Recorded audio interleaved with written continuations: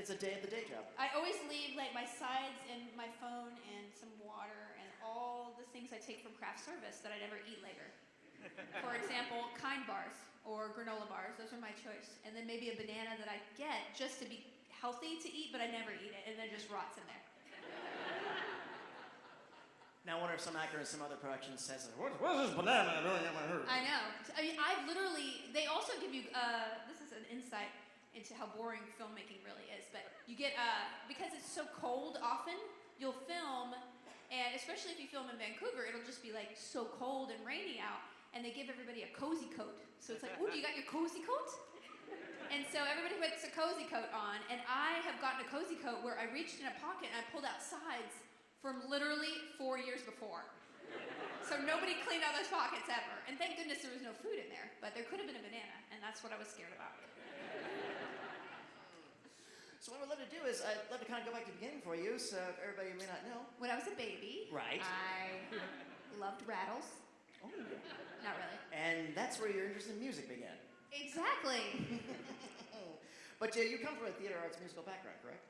You know, I was, when I was a kid, my aunt was an actress, and she went to New York for a while, but then she moved back to Huntsville, Alabama, and did a lot with the community theater there, and I got into acting because she made me audition for Scout and To Kill a Mockingbird when I was 7, even though I was technically supposed to be 10, but we lied, okay?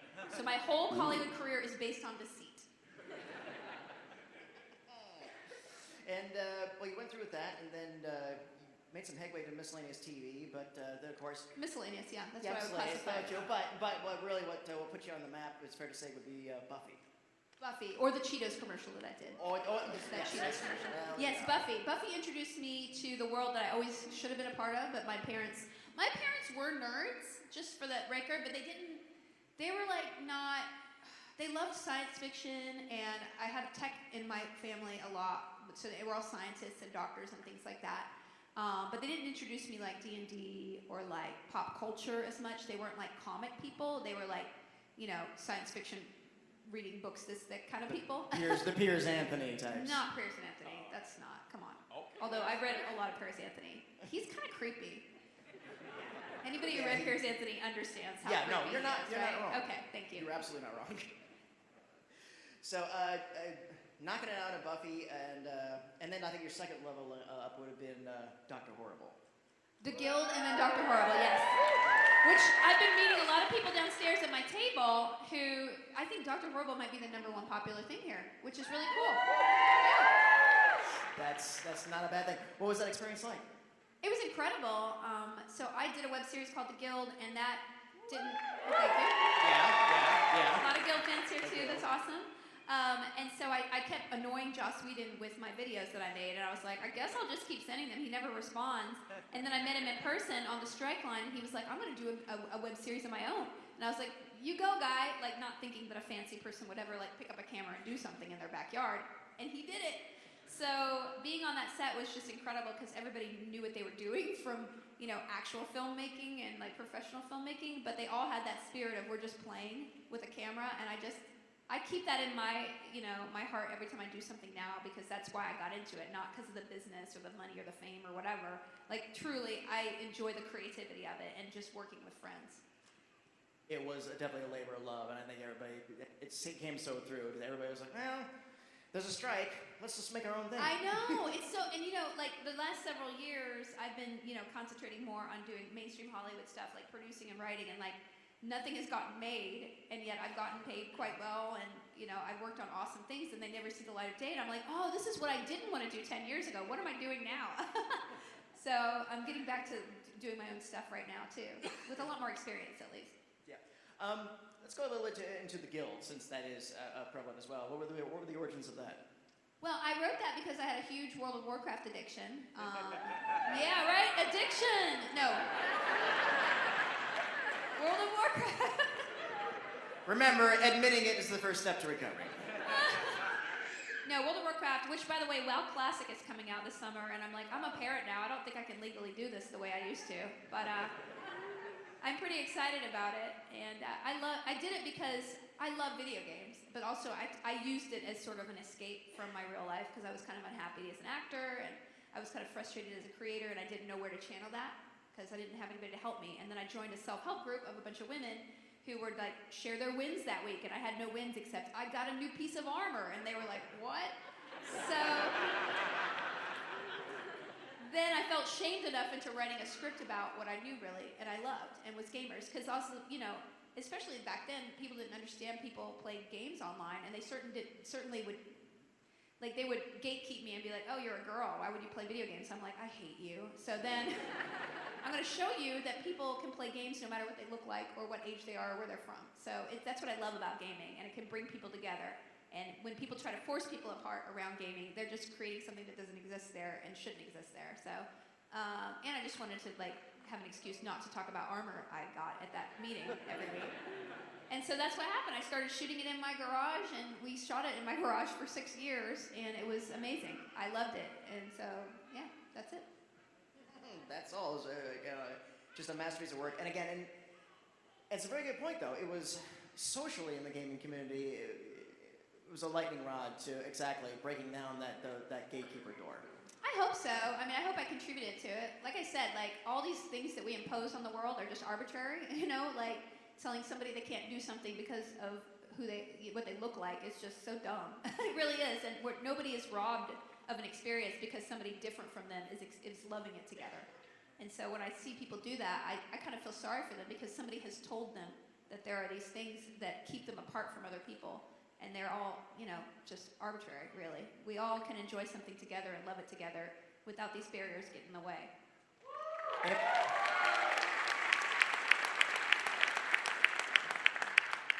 What was your experience like in Supernatural? I mean, it was okay. No, it was really cool. So I had a company named Geek and Sundry, and I was just launching it. Oh, thank you, Hoots. Yes. I love... Who's a customer? Yeah. I'm no longer there, but I launched it, and I took on this crazy job of launching a company, which I didn't even know what I was doing. But I loved the shows that we did, especially like Tabletop and Critical Role and Spell Singers, the ones that I really, really put my passions into. But at the same time, I missed acting. And the same month that we were launching this whole company, they called me and wanted me to do Supernatural. And that was in 2012 or something. And I was like, oh, I can't do that. I have a company launching in 3 weeks, and I read the script, and I was like, this is me. I need to play this part. Also, this show's going to get canceled soon. I think it's going to get canceled this season. If I don't do this episode, I'll never have been on Supernatural. This is crazy. The word on the street since it's finished. I know. I literally thought that. So I said I had to do it, and I made room, and it was the best thing in my life, because it gave me a gift of a character who meant something to me and meant something to other people, and also was just super fun to be, and invited me into this other fan world that I love so much. And so, yeah, she's changed my life a lot, Charlie, and I'm so glad that she is a part of the show now, and I hope that we get to see her one more time before the show ends next season. That would be amazing. Send those emails and post those posts now. Yeah. Post-it notes, or I don't know. And Joel Hodgkins, a couple of years back, decided he was finally, after people pestering him incessantly, when are you going to bring back Misty, finally brought it back. And I got to be a part of it. I know. Oh my God. It was, Mystery Science Theater was the thing I loved with my brother as a kid.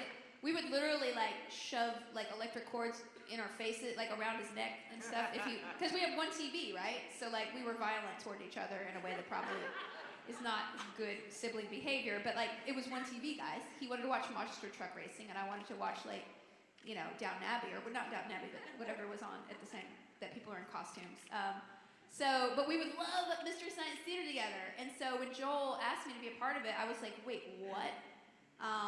And would you like to be a part of the new show? oh my God, he would come up to me behind me on set and be like, hey, Felicia. And I was like, whoa. Because it was like my TV was in my head. It was so creepy, y'all. And no, it was like a dream come true. And working with Patton Oswalt was incredible. He's such a lovely person and so good at what he does. I feel like when I work with people like that, I get better at what I do, and that's what makes me happy in life. It's getting better.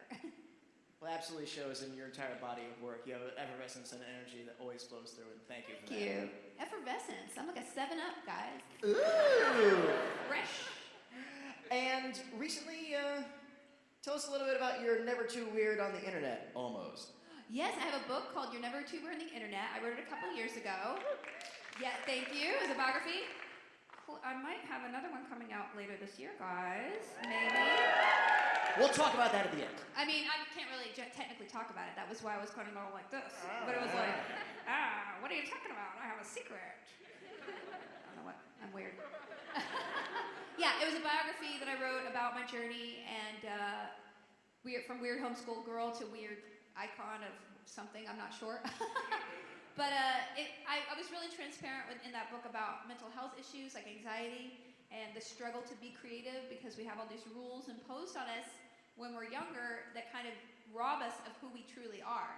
And we have society telling us that what we look like or how they perceive us is how we should be, and we shouldn't actually be our authentic selves. And so when I saw that in people, I really wanted to follow that up with something really cool. So maybe it might be out later this year. Just follow my Instagram, okay? You'll see me talking about it. Yeah, we'll go over there. That's all I've got. I would like to open up to our audience questions. I'm going to put our microphone over here. And you're going down there? You'll say, no, I'm putting our microphone up here. Then I'll come back. Don't worry. And like I said before, we have our... Oh, no, you're not actually running around like Oprah or whatever. Sometimes I do that. Does Oprah run around? I've never really seen Oprah. I've seen Oprah, guys. So please remember, one question at a time, no requests, and just cut right to the point. So, and you're the first, so you get 2 pieces of candy. What's your name? What's your question? My name's Damien. Felicia, Hey. thank you for coming out to Richmond, for everything you've done Thank for the you. geek culture. My question is about the Guild. Obviously, 10-year anniversary a few years back. When you look at the Guild and think about those characters, what do you imagine them doing now? I mean, I love those questions. I kind of think about those a lot because a lot of people are like, why don't you bring back the Guild? And I actually own all the Guild. Like, no one can tell me what to do with it, which makes me so happy because I've written so many things for Hollywood that I can't do anything with because they own everything. And I'm like, thank God I was not good at business and I didn't sell this. I feel like if you're a gamer, you're always a gamer. Like, I don't know if anybody's started. If you were gaming, 10 years ago, are you still gaming? Anybody? Right? So, like, I don't know if they'd be that much different. The circumstances of their lives may be more advanced, but at the end of the day, we are who we are, and we love what we love, and I don't think they would ever, I don't know. I don't want to spoil anything, but because what if I went back to it? I don't want to spoil anything. So, I like that question, though. I think about it a lot, and then I think about it, if I brought it back and we looked old, would that be okay, or is that just creepy? Creepy? No, not creepy. Okay, I like that better, because then I was like, well, don't look that much older. Okay, thank you. Thank you, boss. Appreciate it. Hello, sir. What's your name? What's your question? What is my name? David. Hey. I have like 5 questions. Well, you can't do 5 questions. Well, I'm so sorry. You pick one, and then you gotta go back. I'm sorry. I was looking at your IMDb.com profile, and it says Woman World TV series optional. Oh. What can you say anything Yeah. about it? So the last couple of years, I've been trying to do mainstream Hollywood stuff, and I've gotten the privilege to write things that no one will know about. But also, I did producing, and a friend of mine introduced me to this woman who wrote this graphic novel called Woman World, and it's about a very funny thing about how all the men die out in the future, but it's funny. It's funny, y'all. It's a funny thing. Anyway, so it's a very, very funny graphic novel that started as an Instagram, and she was a big fan of mine, and I just was like, oh, let's work together. And so we worked on a pitch, and we pitched around town, and I actually sold something to Hollywood. Yay! So I'm excited about that. So it's going to be an animated show on Freeform, which is a really cool channel about like millennial stuff, and I'm excited about it because it's going to inject some nerdiness into their channel. So crossing fingers, we get to show it to you. Thanks a lot. Hope to see you on The Rookie again unless it got canceled. Thank you. Hey, boss. What? I was on The Rookie. I played a really serious scientist, and I was like, wait, you want me to be serious? So basically, if you watch it, and you're probably gonna laugh, I talk like this. I lowered my voice to talk really, really, really serious. And Nathan was like, what are you doing? I was like, I'm being serious. Hey, boss. Hi, Felicia. I'm Ethan. Nice to meet you. Nice to meet you. Anyways, I just wanted to know how you got involved with Adventure Time and what that experience was like. Oh, yeah. I was on Adventure Time, everybody. So I played Betty, and I'm not sure how many episodes I did. I think the character was originated by Lena Dunham. I think she did like 4 episodes, and then I ended up doing like 12. I don't know what happened. She's a busy woman. but I replaced her voice, which is weird, but at the same time, it's like, okay, I'm in incarnation number 2. And they just cast me. They were like, we like your voice, and it sounds similar enough, and also your vibe is perfect for Betty. And I got so many beautiful episodes out of that. I don't want to spoil anything, but Betty is with the Ice King, and if you know Adventure Time, he was the bad guy in the beginning, but he morphed into being this very nuanced character. And the whole end couple seasons were kind of, had a lot of Ice King and Betty in it, and their journey was very, very cool. And it shows that even though a cartoon might be silly and funny and like crazy, there's a lot of heart underneath it, and I think that's why everybody loves Adventure Time. And so I was privileged to play her, and I'm sad it's over, but I'm really glad I got to play those episodes I did. All right, thank you very much. Hi, Ethan. Here you go. Go on. Are you just throwing things at people? What's going on? Well, you ask a good question, you get What a piece is of that? candy. Is that a Laffy Taffy? No, it's a Those Fruitsy. are even better. Fritzies. What? Give me one. You haven't earned it yet. You better not get rid of all the strawberry, Betty. I'll keep that in mind. Hi, do you have a question? Hi, I'm Delaney, and for MSQ3K, who was your favorite robot? Oh, how are you gonna? It's like when people ask me Sam or Dean. Like I can't answer that. I can't answer that. I was in love with Tom Servo as a child. Like I literally pictured us getting married together, which is weird because he doesn't have eyeballs. I just like Tom Servo's acerbic wit, and he also had a lot of torment underneath, even though again he had nothing in his head. So I mean, I will say Tom Servo might be my favorite, but then Crow's gonna smother me in the night. So I would say Crow. Thank you. Thank you. Here, have a strawberry.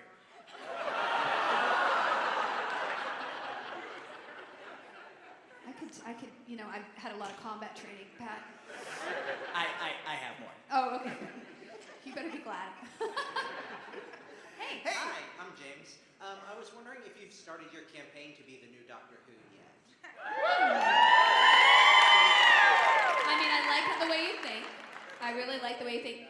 I like it when people say that, but just like you should be on Game of Thrones, I get that. Those are all British people. I'm not British. So unless you're like Gwyneth Paltrow or Gillian Anderson, you have to just be American. Torchwood, American. Torchwood. I mean, listen. That actually, when that came on in America, I was genuinely disappointed that I couldn't be on it. I was like, "Where's my audition for this? Torchwood is such a great show." So no, I could only hope that one day I get to be on British TV, because honestly, I watch more British shows than I do American shows, especially the comedies, because I think they have a lot of self-loathing underneath in Britain, and that just speaks to my own inner self-loathing. Whereas American people are too happy in comedy. I'm like, why are you so confident? Get out of here. Thank you. Thank you. Oh, wait, here. Have a green one. Because I won't get yelled at. Green is the worst. I'm so sorry. It's Okay. green apple. No, green is terrible. It's like a lemon Starburst. Blech. Hi. Hey, I like your Team Human shirt. Thank you so much. You're welcome. My name's Abby, and Abby D-Way. yeah, Abby. Oh, she's on my Discord.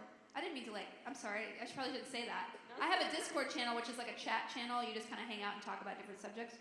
And I have like a core group of awesome people on there, and it's so nice to see you in person. Oh, thank you. So I know I can. I only have one question today, as I know I can ask you other questions for your podcast. #Felicitations. #Felicitations, yeah. So how do you think your online community has kicked off in the past, I guess, 5 years maybe? How do you think that's affected how that's affected your work and your creativity? Like, do you think about, other people that I kind of know, will see this, or? Yeah, I think it's really interesting. As a creator, there's always, I think as a creator, all you want to do is get your work seen. When you're just starting out, and you're like, why can't people see this and see how awesome it is? And then when you get popular, there's sort of like the opposite effect, where you're sort of like steered around by your popularity, and so you think less about yourself and what you want to say as a creator, and more about what people will like from you. And that's like this weird seesaw effect, where you don't want to abandon the people who like what you do or the thing that people liked about you, but you also don't want to only service those people, because then you're selling yourself short about where you can push yourself. Because we're always so interesting inside. There's so much more we can dig into ourselves to find new things about ourselves. We don't want to just be a shallow person and just work from one level of who we are. So it's always constant battle for me. And like, especially when I had Geek and Sundry and I was making things for a mass audience on YouTube, which is by far the most ungrateful audience in the whole planet. Like, you worked on this for 4 years, it's crap. Bleh. I'm going to throw yourself into the fire. You know, like, really? Over this show? Really? You want me to throw myself in a fire? Over a video? That's extreme. Okay. So like, especially in the last 5 years, I started doing a lot of live streaming.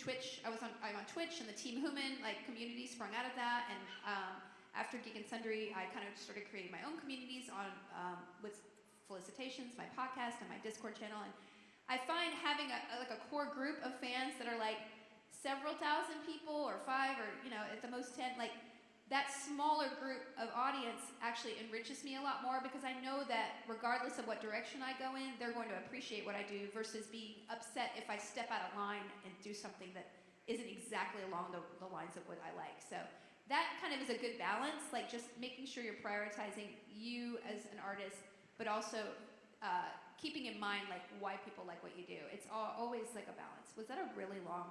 That was so long. I appreciated it. Okay, I like you. See, that's why you're on the Discord. Oh my God, a strawberry! Yay! Thanks, Abby. Bye. Hi, what's your name? Hi, my name is Megan. It's nice to meet you. Felicia. Nice to meet you. I'm not eating that right now because I don't want to be like this after your question, you know? Thank you, I appreciate it. My question is, when you were working on Dr. Horrible's sing-along vlog, what was it like working with Neil Patrick Harris and Nathan Fillion? And do you guys still hang out? Because I have this secret thought that you guys go get ice cream sometimes. I mean, I like the way that you talk. No, I actually see Nathan quite a bit on and off in LA. I think, Neil lives in New York. He's lived in New York for quite a while, and he does most of the stuff remote. So I haven't quite seen him in years. But I feel like if we, when you have a friend from a previous life, like high school or college or whatever, and you see them after years, they're a genuine friend, and you just pick up right where you left off. That's what I feel like about them. I think when you have an experience that's so intense and so like creatively joyful, then you bond with people in a unique way, and so you always have a shorthand. Like I just met a person from college I knew, and we've known each other for so many years, and yet I hadn't seen her in 6 years, and then immediately within 2 minutes we were just like talking the way we were in college. And so that's what's great when you have a great set experience. Sometimes you just go to work and you forget those people, and it's just I don't really keep in touch with people from Bring It On again. Although I do know Bree Turner, so I didn't mean to drop her name, I just know her. So I did make some friends. So every set you go on, you make 1 or 2 friends that you'll keep, and then the rest of them you don't really see again. But them in particular, I feel like we really went through something that was special, and so I'll always have that with them. Thank you so much. Thank you. Thank you.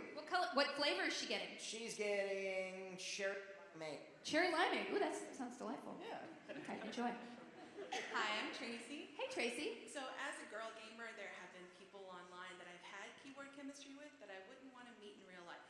So my question is Zabu coming to your apartment based on a real event, or was that just a nightmare? I mean, I think I wrote about this in my book. I did have somebody come to my actual doorstep, and it was actually quite frightening. He got in my house. I mean, that's not exaggerating. It was a little bit frightening, and he had some issues, and yes, that was extremely frightening. So don't do that. It was not the whimsical, don't do a whimsical Zabu. In real life, it's not as cute.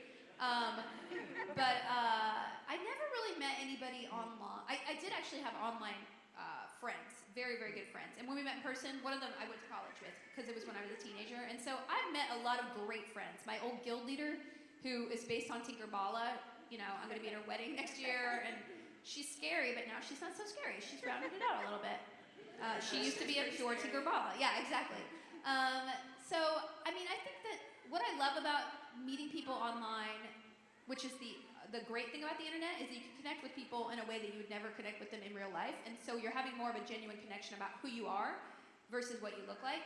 But, the internet also hides people and allows them to deceive people. So you should always proceed with caution, meeting people in person from the internet. But I guess app dating has ruined that philosophy totally, right? Absolutely. So weird. I met the man of my dreams on a dating app. You did? I did. Well, there you go. See, a lot of people have had that experience. So, awesome. Just always tell somebody where you're going, okay? Here, one for you and one for the man of your dreams. Ooh. Hey, what's up? Hi, I'm Kendall. Hey, Kendall, I like your voice. I lost it yesterday. Oh, is that why it sounds like you're a voiceover artist? Okay. What characters beside Charlie would you like to see back in Supernatural? Oh, besides Charlie? Yeah. I mean, let's see. I mean, I love Brianna and Kim. Like, I love Sheriff Jody and her. Those two. I love their characters, and I know they haven't been on in a little bit. You know, I think they were back on the show just this last year. I love Mary. I love the mom character, and I don't know if I should spoil anything that happened, but it would be nice to see her again. I just think there's so many great characters. I hang out with a lot of them when I go to a specific Supernatural convention. I've never really had enough scenes with Ruth O'Connell, who plays Rowena. I would love to have us. We actually went on a road trip between seasons 13 and 14, but we never learned what happened, except I was like, I don't want to talk about it. So, like, I want to sit down with the writer and be like, Andrew, what really happened? Was it dirty? Anyway, thank you. Hey, boss. That's okay, it's wrapped. Was it orange? That was orange. It's right? orange. Yes! Nailed it. I was on Nailed It. I was just on Nailed It, y'all. And I gotta tell you, like, certain things you do, it'll raise your profile and make you cool again. I've never had more 6-year-old fans than in Nailed It. My friend Helen, who is a casting director for the Guild, she called me. She's like, can you just come to my house? My kids are so impressed you were on Nailed It. Like, it's more than actual TV star. Like, I was like, okay, I'll come to their house. And they were like, oh, wow, what was it like? I felt like a movie star. Anyway, what's your question? Hi, I'm Nikki. Hey. So you were talking about WoW. WoW girl. Yeah. So, Horde or Alliance? That's what I want to know, and I'm really nervous asking you because it might change things. Are you really going to change your opinion of me? I don't want to. I really don't want to. I mean, what would you guess based on the Knights of Good? Alliance. You say that with despair. I mean, I am an Alliance person, although if I played again, I would roll Horde because I wouldn't want to just do all the old, like if I play a WoW Classic this summer, I've never seen Baron's chat. I don't really know what's going on there. I want to learn all kinds of stuff. So like, I think I would roll a Blood Elf this summer if I decide to get back into it, which, okay, good. Are you approving of me? Yes. Don't do it. Oh boy. Yes, for the Horde! Oh boy, no, it's chaos now. Chaos! Security! Well, the guy's got a chaos dwarf beard and a mustache over there. Look at that. Stand up, show us what you got. Look at that. Wow, that's real. That's amazing. Okay, it's enough. All right. You had your moment, you're good. His panel's right after this one. Hey, what's up? Hey, Good to see you again. I know, yeah. My name's Mike, and I have a question about Tabletop. Yes. What was your favorite game to play and why? Oh, wow. Okay, so Tabletop is a show that I created with Will Wheaton. He's a pretty great guy. He's a pretty great guy. He introduced me to the world of board games in a way that I've never experienced before, and that's why we came up with the show when Geek and Sundry launched. I really missed doing it, to be honest with you. We played so many games, and I guess my favorite game to play was The Resistance, because it's an episode where I truly gut him in a way that I don't think I've ever gutted anybody in life the way that I gut Will Wheaton in that episode. And I would really urge you to see an episode where someone is underestimated and then comes back and stabs somebody in the eye. It was a pure Arya move in that episode, and I have to say that it's probably my proudest moment. It's my most little finger moment in my life, and I think I'll always savor that moment of that hour of web video. It's really the pinnacle of my life. Thank you so much. Yeah. Thank you. What'd you get? Got grape. Grape. Grape tastes nothing like grape, right? Like if you took a grape and then you're like, this is the equivalent. There's nothing there, right? Let's talk more about it. Okay, hi. Hi, I'm Katie. Hey, Katie. Super nervous. Hi. If you were trapped on a desert island and you could only bring 3 objects, what would those objects be? A TARDIS?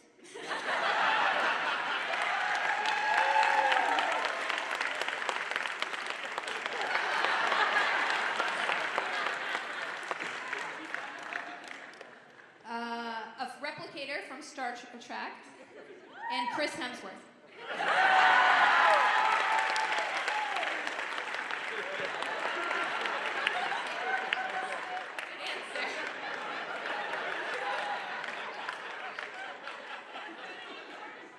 I'm set for life on strawberry Tootsie Rolls. The Fruities. Bye, Felicia. Oh, I never heard it before. Hey. What's up? So my name's Tobias. Let me just say I cannot believe my eyes that you're here. I've always wanted to have a conversation with you, and now I get to do that. That's really cool. Thank you. Yeah. I just finished my first year of college, and High five. Second semester was absolutely brutal for both my best friend and I. Oh.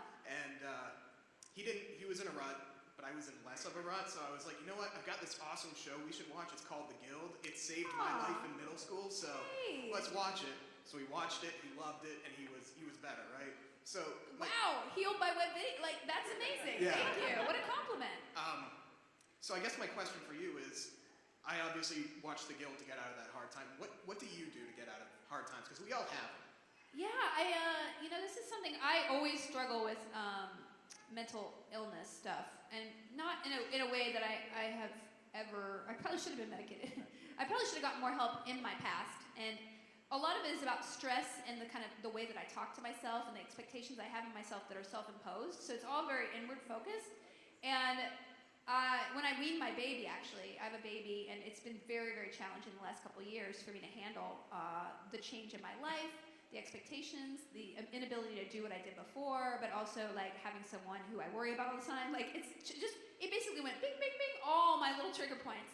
And in weaning my baby, I kind of went through the worst part of it the last 6 months, and now I feel like myself again finally. And so the best thing I do is to I think about it as these feelings and these feelings are not real, right?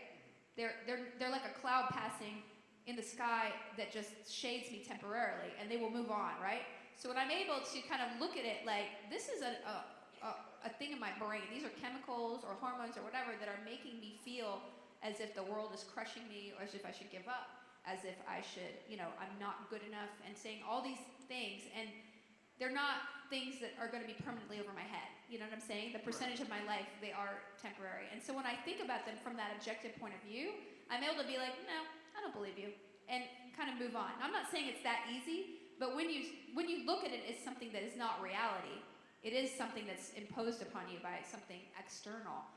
You're able to get through it and just be like, okay, I have to suffer this week, but I know you're not right. And so that helps me through the hard times. Okay.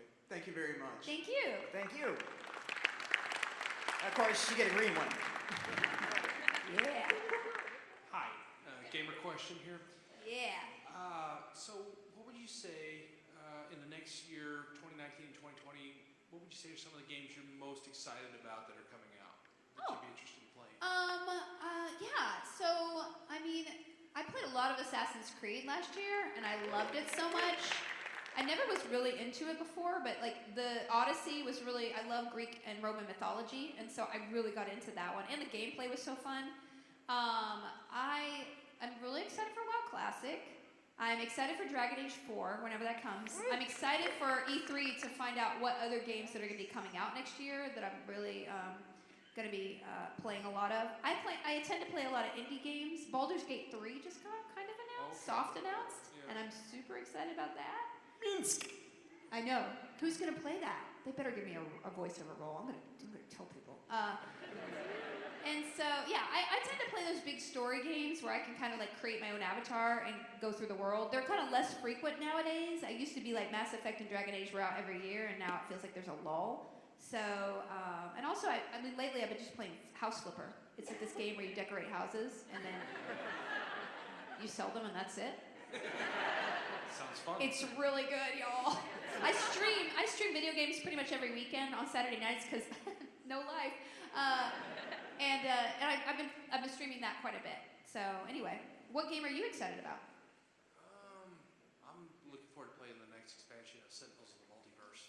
Oh, wow, okay. Yeah. I've never played that. Yeah, it's a tabletop game. You basically play superheroes, and it's a cooperative game, so you and your friends have to join forces in kind of a Avengers, Justice League type thing. Oh, that's so cool. A big bad, yeah. Yeah. You know, it was fine. We won't. It's really long. We can talk all day.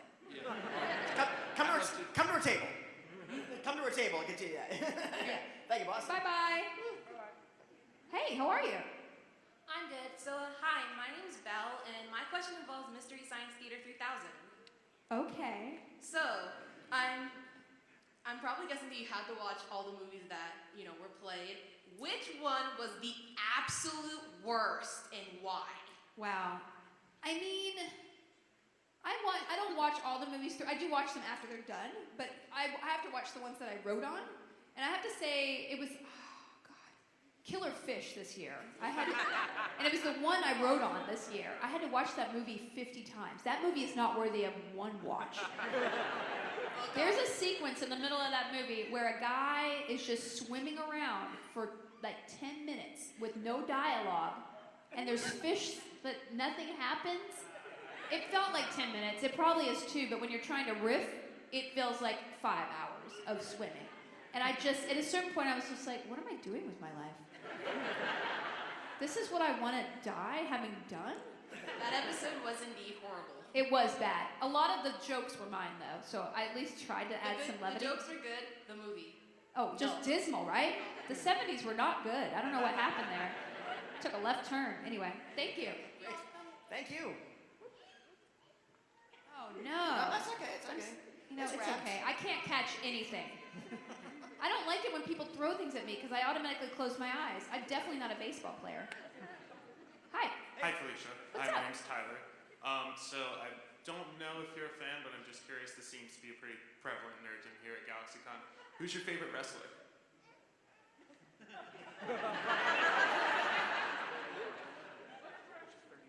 Hulk Hogan? That'll work. Thank you.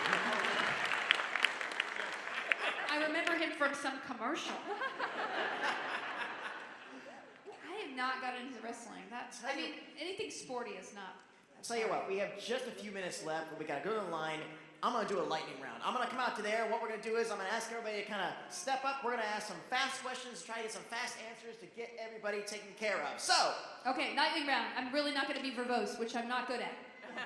Let's do our best. Hey, what's your name? What's your question? My name's Sarah. I wanted to know what your favorite D&D character you've ever played was. Wait, what? Favorite D&D character? Oh, sorcerer. Because I like high charisma, low intelligence. Hey, what's your name? What's your question? Hi, my name is Megan. I'm a big fan. Thank you, by the way. My question is, what role or project have you worked on has made the most impact, or maybe even tested your patience the most? What role has been the biggest impact? Or maybe tested your patience the most? Oh, tested my patience. Well, that's two different things. True. I think the greatest impact has probably been Charlie, because I am most inspired by when I especially see teen girls come up to me and be like, thank you for making it okay to be a geek. Thank you for making it okay to be a lesbian. Thank you for making it okay to be me. And it really makes me tear up, because especially when you're that age, and a woman especially, you are not encouraged to be any of those things. And so it shows me that when you represent on screen different kinds of people, you are touching different kinds of people and affecting their lives in a good way. Frustrating, it's probably got to be Co-optitude, because my brother is just annoying sometimes, and I love him so much. Thank you so Thank much. you. Thank you. What's your name? What's your question? Eric, what's your proper Charlie send-off? Like, what would your ideal Charlie send-off be? Peace out, bitches. Peace out, bitches. Hey, Right? what's your name? What's your question? Standard. Casey, if you could live in a world where you played a character, if you had to live as yourself, what world would it be and why? Wait, as myself in a world? That you played a character in, yes. Oh, okay. But in reality? Go for it. If I played myself in a world where I played a character, in a fictional world? Am I asking too many things? Just interpret it as you want to. Okay, I would be like an elf Decker in like Shadowrun. Is that, anybody know Shadowrun? It's like a cyberpunk world. I mean, because like I love medieval worlds, but there's so much typhus, and not as cool. But. Hey, what's your name? What's your question? My name's Liam, and is there a future for Mystery Science Theater 3000? I'm really hoping. I think that I haven't had any news lately, but I know that I saw Joel like 3 weeks ago, and we did a live comic book reading on Twitch, and so I know he's working on trying to get more episodes made somewhere. So I don't know exactly where, but Stay tuned. Stay tuned. Thank you, Liam. Hey, baby. Hey, what are your names? I'm Sarah. This is Garland. Hi, Garland. Hey, Sarah. I'm a big Magicians fan. Magicians is really good. Do you know anything about season 5? Are you in it? I couldn't tell you if I knew, A. B, I saw Hale the other day and he was going up to film season 5, so that's exciting. And C, what the heck with that cliffhanger? I can't wait to see this new season, right? No spoilers, okay? Yeah. Thank you. Thank you. We're really lightening this out. This is awesome, Pat. Hey, what's your name? What's your question? I'm Swiftwind, and I wanted to ask about Magicians as well. Did you have a favorite experience on set there? Yeah, so there's the first episode I did, Poppy comes out of the water and gets on the Muntjac, which is the cool ship, and she takes off all her clothes, and like literally half the day was talking about whether they could imply that I was naked or not. Because of my contract, I had like a no nudity clause, which I didn't know somebody put in there, which naturally should be in anything. But then I was like, they were like, well, we can't imply that you're naked either. And I'm like, well, why not? That was the whole point. You could just frame it out. But then there was a whole thing about what bra I should use, and then they ended up doing whatever. But it was like this whole thing about my boobs all day on set. Everybody was trying to be so respectful, which is awesome. But then I was just like, okay, like just pretend to show my boobs. Like it's fine. Also, honestly, I should have shown my boobs before I had a baby, because I'm never showing them now. Anyway, bye, Swiftwind. Hey, boss, what's your name? What's your question? I'm Jackson. Do you have any advice for fellow nerds or geeks? I would say take everything that makes you weird and lead with it, because that's your superpower. Keep the faith. Hey, boss, what's your name? What's your question? My name is Sheridan, and my question is, you struck a nerve when you talked about mental health. And I have a 12-year-old daughter. I've had it a long time myself, and I have a 12-year-old daughter who I start seeing things that make me twinge. But we both connect on geek culture. Is there anything out there that you've seen, or maybe that you created, that you think deals with mental health in a positive and fun way? I would say that I have a lot of things in the guild just, with the character Codex, who kind of grapples with that in an oblique way. My book definitely talks about it, and the thing that I'm going to be releasing later this year is spot on something that you will probably like. Okay, I'll watch. So thank you, and good luck Stay to you. tuned. Thank you for being somebody who's concerned about that, because sometimes people don't want to talk about mental illness, they don't want to see that in people, and they don't know how to deal with it. And so confronting it head on and supporting somebody can mean the difference. So it can mean the difference in everything. So thank you for doing that. Hey, boss, what's your name? What's your question? Hey, I'm Scotty, and in my podcast panel this morning, we were talking about fandoms for what we wanted for our children. If you could only choose one fandom for your child, what would it be?